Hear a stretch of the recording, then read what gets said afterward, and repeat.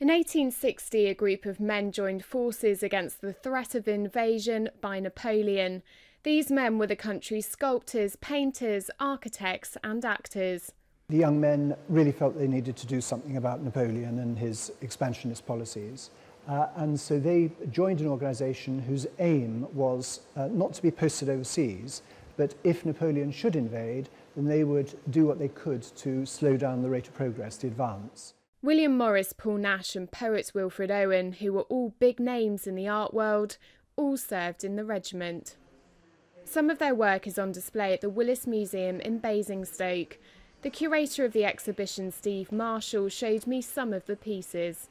This is a painting by John Nash, who served with the Artist Rifles in the First World War. And this is actually a painting he did of the Artist Rifles in action. So he painted it and he served.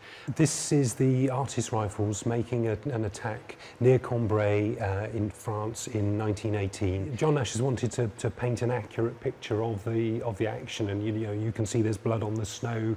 It's not romanticised in any way. He was actually there, took part in this action, so he really understood what was involved and wanted to try and get that across in his painting. At the start of the First World War, the unit was the only one to have all its members present for mobilisation in August 1914. The members of the regiment had been marked out as officer material, and so around 50 men were sent to different units.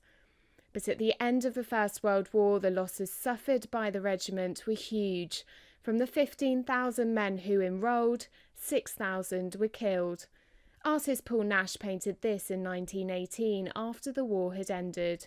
For him to go to the front and see how the land itself had been sort of mangled by this sort of mechanised warfare was almost as shocking for him as the sort of the human cost of the war. He's really tried to not romanticise this at all. You can see there's dead bodies that he's shown in the trench and beyond. You can see the tangle of the wire and the debris all around there. And Nash really wanted to get across just the horror of what it was like being in the front line. After the Second World War, the regiment was disbanded, but 2 years later it was combined with the British Army's Special Air Service to become 2-1 SAS. Patrick Beattie is a former member of the unit. It was his idea to hold the exhibition. It's that, dare I say, that quirky British notion of being sort of professional amateurs, of a group of people who have gathered together and they've managed somehow to work as a unit. They've had a strong sense of camaraderie and tradition.